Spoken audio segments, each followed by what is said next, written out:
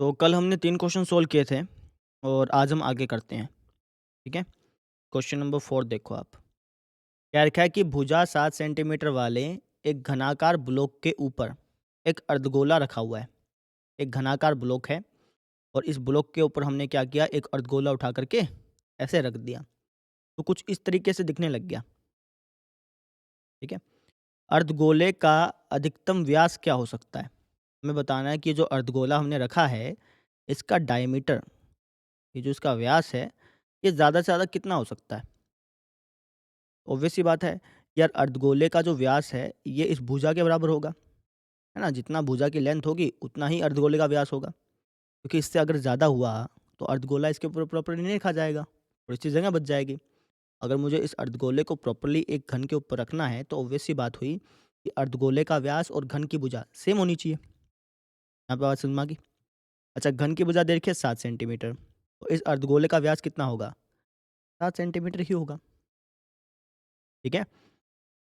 अच्छा, इस प्रकार बने ठोस का पृष्ठीय क्षेत्रफल ज्ञात करें। आपको ये जो ठोस मिला हुआ है ना, इस ठोस का आपको पृष्ठीय क्षेत्रफल ज्ञात करना है। इसको ठोस क्यों बोलते हैं पता है? क्योंकि ये 3D शेप है और जो 3D शेप होती है उसे हम ठोस आकृति बोलते हैं।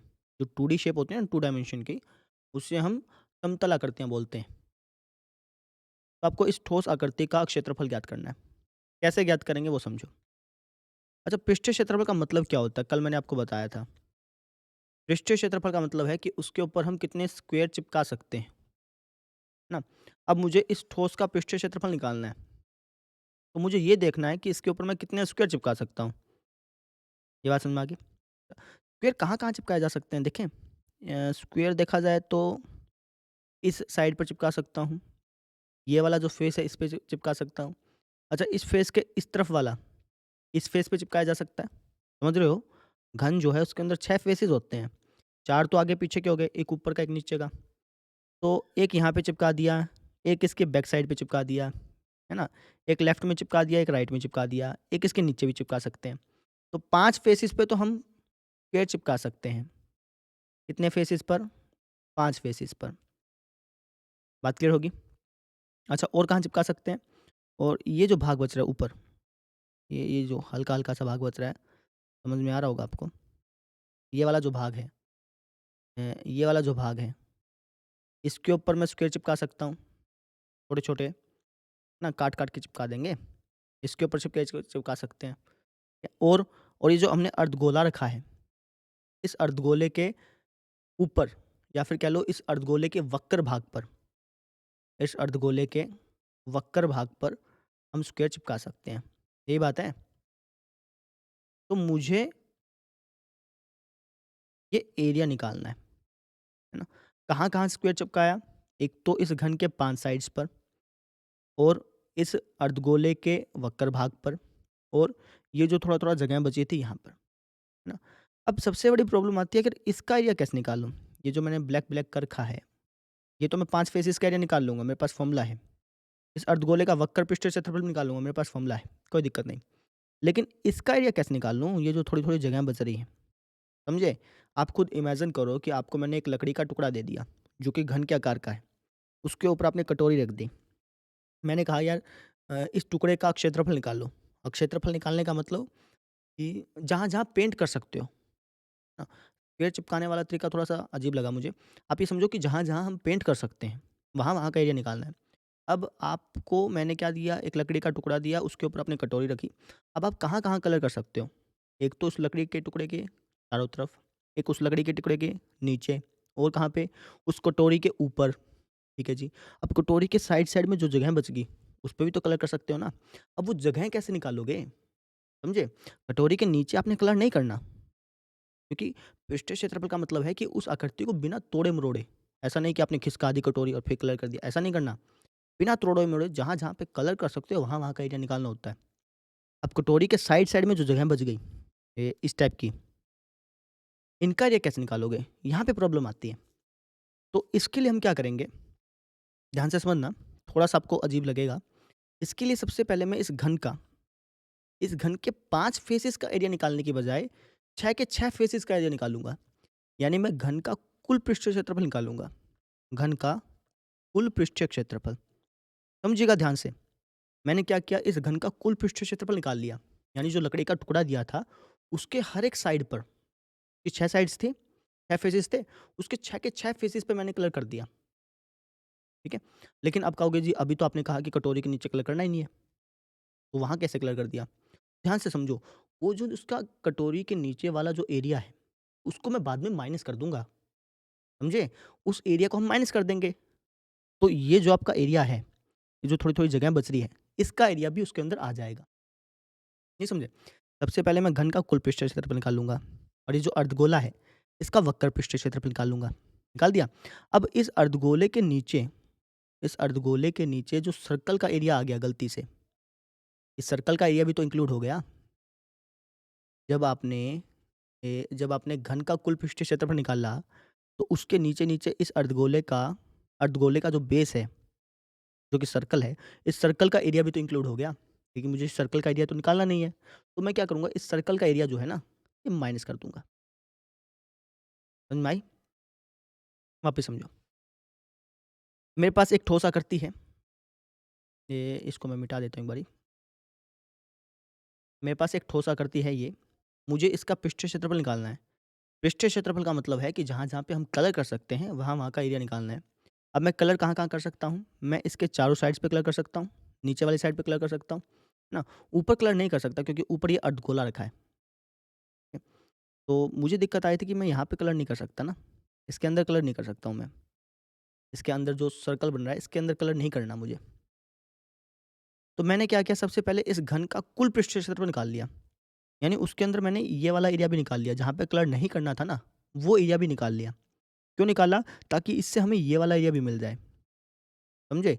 घन का कुल पृष्ठीय क्षेत्रफल इससे निकाला ताकि ये वाला एरिया मिल जाए। निकाल लिया। इसके बाद मैंने अर्धगोले का वक्र पृष्ठीय क्षेत्रफल निकाल लिया, ठीक है?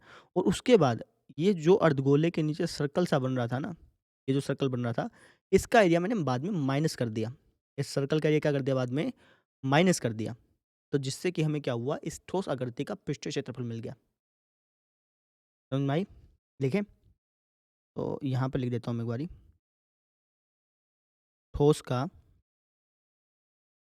ठोस का पृष्ठीय क्षेत्रफल कैसे आएगा?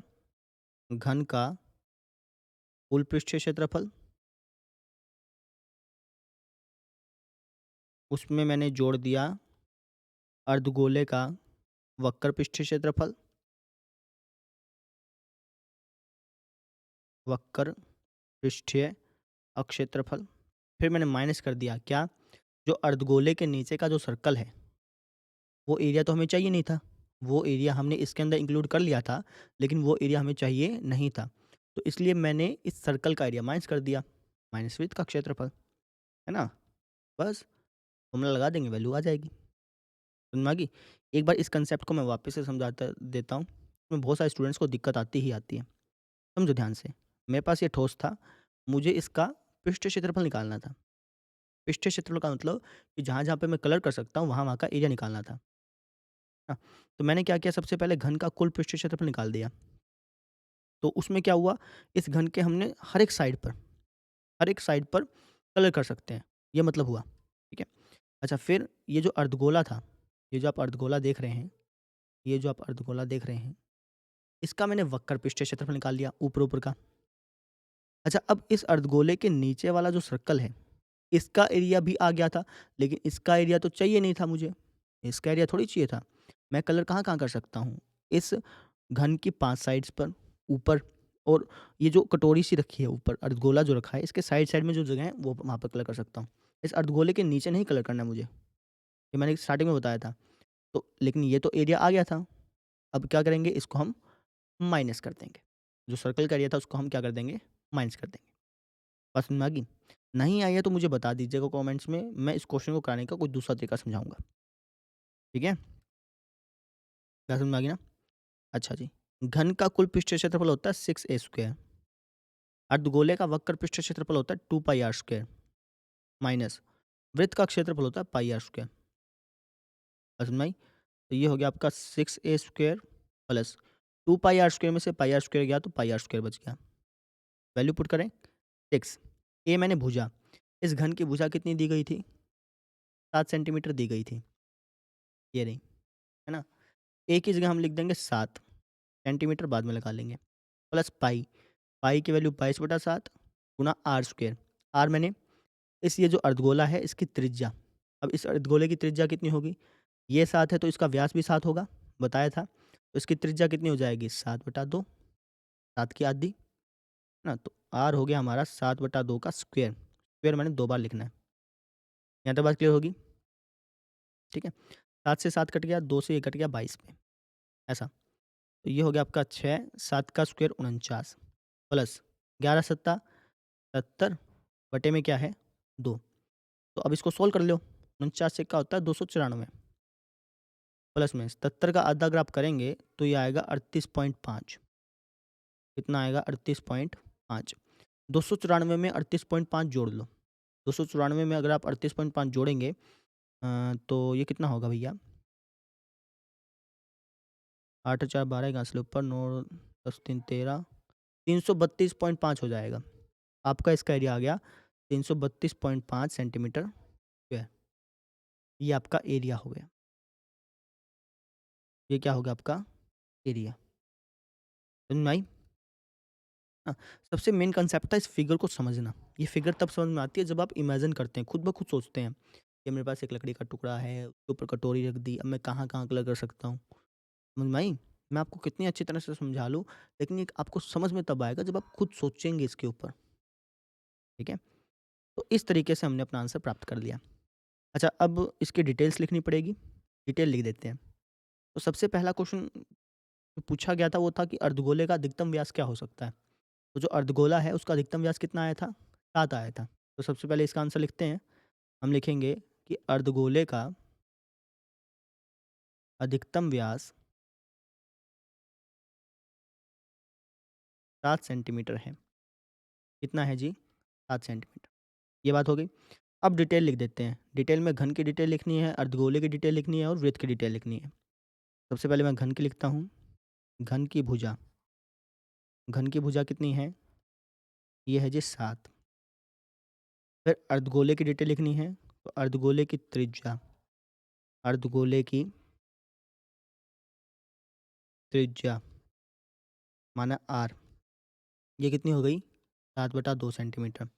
और वृत्त, तो फिर लिखेंगे वृत्त की त्रिज्या माने आर, तो ये कितनी हो गई? 7/2 सेंटीमीटर, है ना? तो इस तरीके से हमने इस क्वेश्चन को सोल्व करना है।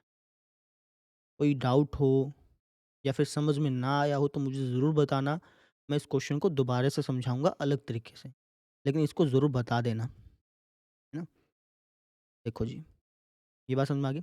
अब सेकंड एग्ज़ाम्पल नहीं, 5th क्वेश्चन देखो आप, ठीक है? ये जो क्वेश्चन है ये पिछले वाले क्वेश्चन के जैसा ही है, इसलिए सेकंड एग्ज़ाम्पल बोल रहा हूँ। बात समझ में आ गई? ठीक है? इस क्वेश्चन में क्या कह रखा है कि एक घनाकार ब्लॉक के एक फलक को अंदर की ओर से काट करके एक अर्धगोलाकार गड्ढा इस प्रकार से बनाया गया है कि अर्धगोले का व्यास घन के किनारे के बराबर है। ध्यान से समझो इस चीज़ को। पिछले वाले क्वेश्चन में तो क्या था, हमने अर्धगोले को उठा करके घन के ऊपर रखा था। अब की बार क्या है, हमने अर्धगोले को घन के ऊपर नहीं रखा, हमने एक घन में से अर्धगोला खोद दिया। समझे? सेम टू सेम वैसा ही क्वेश्चन है, बस उसके ऊपर रखा गया था, अब की बार हमने इसको ऐसा खोदा है। आप ऐसे समझो कि आप इमेजिन करो कि आपके पास एक लकड़ी का टुकड़ा है, आपने क्या किया उसके एक फेस पर, जिसको हम फेस बोलते हैं, उसके एक फेस पर हमने एक अर्धगोला खोद दिया। बात समझ में आ गई? तो जैसे मान लो कि ये आपका एक लकड़ी का टुकड़ा है, आपने क्या किया, इसका कोई भी एक फेस ले लिया, लेट्स से हमने ये फेस ले लिया और उस पर हमने खोद-खोद करके एक अर्धगोला खोद दिया ऐसे, समझ में आई? और इसके अंदर मान लो कि मैंने ये अर्धगोला ऐसे फिट कर दिया, ऐसे समझ लो चाहे, ठीक? अच्छा, अब इसने क्या कहा कि जो अर्धगोले का व्यास है, ये जो अर्धगोला है इसका जो व्यास है, ये व्यास कहलाएगा, इसका जो व्यास है वो घन के किनारे के बराबर है। घन का किनारा मतलब ये, इसके बराबर है। पिछली बार भी ऐसा ही था, अब की बार भी ऐसा ही है। शेष बचे ठोस का पृष्ठीय क्षेत्रफल ज्ञात कीजिए। अब ये जो बाकी बचा हुआ भाग हो गया, यानी गड्ढा खोदने के बाद ये जो भाग बच गया, इसका आपको पृष्ठीय क्षेत्रफल ज्ञात करना है ना? तो जैसा पिछली बार किया बिल्कुल वैसा ही अब की बार होगा। कैसे करेंगे वापस समझो। सबसे पहले मैं घन का कुल पृष्ठीय क्षेत्रफल निकाल लूँगा। घन का कुल पृष्ठीय क्षेत्रफल निकाल लिया, ठीक है? और अब ये जो अर्धगोला है, ये जो आपका अर्धगोला बन रहा है नीचे-नीचे, इसका वक्र पृष्ठीय क्षेत्रफल निकाल लूँगा, क्योंकि इसके चारों तरफ भी कलर किया जा सकता है ना? ये जो आपका अर्धगोला बन रहा है, इसका वक्र पृष्ठीय क्षेत्रफल, अर्धगोले का वक्र पृष्ठीय क्षेत्रफल, समझे? और जो हमने यहाँ पर इस हवा में कलर कर दिया था गलती से, क्योंकि जब आप घन का कुल पृष्ठीय क्षेत्रफल निकाल रहे थे, तो उसमें आपने इसको भी काउंट किया था, है ना? अब इसको तो काउंट नहीं कर सकते, हवा में थोड़ी कलर कर सकते हैं, इसका ना तो एरिया निकालना है, ना वैसे भी काउंट भी नहीं कर सकते। तो इसका जो एरिया था वो मैं क्या कर दूँगा, माइनस कर दूँगा। नहीं समझे? वापस समझ लो। सबसे पहले मैं क्या करूँगा, मिट जा भाई। हाँ, सबसे पहले मैं इस घन का कुल पृष्ठीय क्षेत्रफल निकाल लूँगा। मतलब मैं इस घन के हर तरफ कलर कर दूँगा, ठीक है? उसके बाद मैं इस ये जो अर्धवृत्त है, इसका वक्र पृष्ठीय क्षेत्रफल निकाल लूँगा, क्योंकि इसके चारों तरफ कलर किया जा सकता है। अच्छा, अब मैंने इस अर्धगोले का वक्र पृष्ठीय क्षेत्रफल निकाला है, लेकिन इसका जो ऊपर सर्कल सा बन रहा था, इसका एरिया भी काउंट हो गया। किसमें? अर्धगोले में काउंट नहीं हुआ। जब मैं घन का क्षेत्रफल निकाल रहा था, उस टाइम मैंने इसको भी काउंट कर लिया था।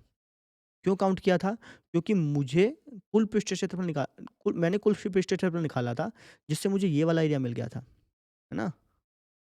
बात समझ में आई? उसमें ये वाला एरिया काउंट हो गया था। फिर मैंने क्या किया, इस वृत्त का क्षेत्रफल माइनस कर दिया। समझे? तो लिख देते हैं कि जो ठोस का पृष्ठीय क्षेत्रफल है, ठोस का पृष्ठीय क्षेत्रफल है, वो किसके बराबर होगा? वो घन का कुल पृष्ठीय क्षेत्रफल, घन का कुल पृष्ठीय क्षेत्रफल,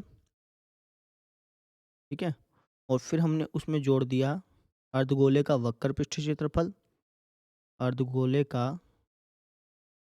वक्र पृष्ठीय क्षेत्रफल, और फिर मैंने उसमें से माइनस कर दिया क्या? ये जो अर्धगोले के ऊपर सर्कल सा बन रहा है, यहाँ पे तो आप कलर नहीं कर सकते ना, यहाँ पे तो आप स्क्वायर नहीं चिपका सकते, यहाँ का एरिया तो आपने काउंट नहीं करना, है ना? ये जो एरिया काउंट हो गया था गलती से इसके अंदर, इसको माइनस कर दिया, माइनस विड्थ का क्षेत्रफल। समझ में आई मेरी बात? ठीक है? तो घन का कुल पृष्ठीय क्षेत्रफल क्या होता है? 6 ए स्क्वायर, अर्धगोले का वक्र पृष्ठीय क्षेत्रफल 2 पाई आर स्क्वायर, माइनस वृत्त का क्षेत्रफल पाई आर स्क्वायर। तो ये हो गया आपका 6 A square plus 2 pi R square में से पाई आर स्क्वायर घटा दिया, तो क्या बच गया? पाई आर स्क्वायर बच गया, है ना? अच्छा, अब क्वेश्चन में आपको भुजा नहीं दी गई, आपको भुजा माननी पड़ेगी। समझ में आई? क्वेश्चन में आपको भुजा नहीं दी गई, तो मान लेते हैं। हम कह देंगे माना घन की भुजा, घन की भुजा। अब इसको आप कुछ भी मान सकते थे। ए मानना है ए मान लो, ठीक है? एल मानना है एल मान लो। जो आपकी एनसीईआरटी बुक है उसमें एल मानना है, लेकिन ज़रूरी नहीं है कि आपको एल ही मान के करना है। मैं इसको ए मान लेता हूँ। वैसे भी आप ए लेते थे, मैंने ए लिख दिया, है ना? अब मुझे ये बताओ कि अगर घन की भुजा ए है, अगर ये ए है, इसकी त्रिज्या कितनी होगी? ये जो आपका अर्धगोला बना है, इसकी त्रिज्या कितनी होगी? इसकी आधी हो जाएगी, a/2 हो जाएगी, है ना? तो लिख दें अर्धगोले की त्रिज्या, अर्धगोले की त्रिज्या यानी r, है ना? इसको हम a लेते थे, ये a को a ही मानना है। अर्धगोले की त्रिज्या कितनी हो जाएगी? इसकी हाफ a/2 हो जाएगी। बात समझ में आ गई? ऐसे ही जो वृत्त की त्रिज्या है, वो भी तो a/2 होगी। समझे मेरी बात को? वृत्त की त्रिज्या कितनी हो जाएगी? a/2 हो जाएगी। तो इस तरीके से हम इसको आगे सॉल्व करेंगे। समझे? पुट कर दें 6 ए स्क्वायर, ए की जगह तो ए रखा, प्लस में पाई, रेडियस कितनी हो गई? a/2 हो गई। क्यों? क्योंकि अगर घन की भुजा a है, तो इस अर्धगोले की जो त्रिज्या है वो a/2 होगी, उसकी हाफ होगी। समझे? ये हो गया आपका 6 ए स्क्वायर प्लस में पाई, ए का स्क्वायर ए स्क्वायर हो गया, 2 का स्क्वायर 4 हो गया। तो पाई ए स्क्वायर बाय 4 कह लो। तो ये आपका आंसर आ गया। अब आप पीछे आंसर देखोगे तो वो अलग है ना? उन्होंने क्या किया, इसका एलसीएम लेके इसको फर्दर सोल्व कर रखा है। ठीक है? लेकिन अगर आप चाहो तो आप कर लो, नहीं चाहोगे तो कोई दिक्कत नहीं है। ये भी आपका आंसर मान्य होगा, बिल्कुल सही। उन्होंने पता है क्या किया? उन्होंने इसका एलसीएम लिया। मैं आपको करके दिखा देता हूँ, लेकिन आप चाहें तो यहाँ तक छोड़ सकते हैं। उन्होंने क्या किया, इसका एलसीएम ले लिया। अगर आप इसका एलसीएम लेंगे तो 4 एलसीएम आ जाएगा। ये हो जाएगा 6 चौका 24 ए स्क्वायर प्लस में पाई ए स्क्वायर, है ना? अच्छा, एक काम करते हैं, ऊपर तो ए स्क्वायर कॉमन ले लेते हैं, नीचे 4 कॉमन ले लेते हैं। तो यहाँ पे क्या बच गया 24, यहाँ पे क्या बच गया पाई। इस तरीके से उन्होंने आंसर बनाया है ना? यहाँ पे आपको एल दिखेगा क्योंकि उन्होंने घन की भुजा एल ली है, हमने यहाँ पे ए ली है। बात समझ में आ गई? इस तरीके से आपको आंसर मिलेगा। लेकिन अगर आप यहाँ तक आंसर छोड़ के आते हैं तब भी कोई दिक्कत नहीं है। बात क्लियर होगी? ऐसे आपको कोई क्वेश्चन करना था। मेन बात थी इस आकृति को समझना, दिमाग में इमेजिन करना। अगर आपके इमेजिन हो गया होगा तो ये क्वेश्चन आपको समझ में आ गया होगा, कोई दिक्कत नहीं आई होगी। अगर दिमाग में इमेजिन नहीं कर पाए होगे तब आप प्रॉब्लम आई होगी, है ना? आप मुझे बता दीजिएगा, अगर कहीं पर आपको प्रॉब्लम आई है तो मुझे ज़रूर बताइएगा कमेंट में कि सर समझ में नहीं आया या आया है। क्योंकि उसके बाद फिर मैं अपना पढ़ाने का जो तरीका है वो थोड़ा-सा चेंज करूँगा इस चैप्टर के लिए, है ना? मुझे प्रैक्टिकल दिखाने पड़ेंगे आपको, प्रॉपर्ली और अच्छा डायग्राम बनाना पड़ेगा। तो आप मुझे बताइएगा ज़रूर, ताकि मैं आपको ताकि मैं जो है आगे से जो वीडियोज़ बनाऊँ वो थोड़ा-सा इम्प्रूव कर पाऊँ। तो बस आज के लिए इतना ही, और थोड़ा-सा आपको शोर-शराबा सुनाई दिया होगा। कोशिश तो ये की थी कि शोर-शराबा सुनाई ना दे, क्योंकि घर पे गुड़िया आई हुई है तो वो डिस्टर्ब बहुत करती है। उसके लिए भाई थोड़ा ऐसा एडजस्ट करना पड़ेगा आपको। तो बस कल मिलते हैं फिर। Thank you, bye.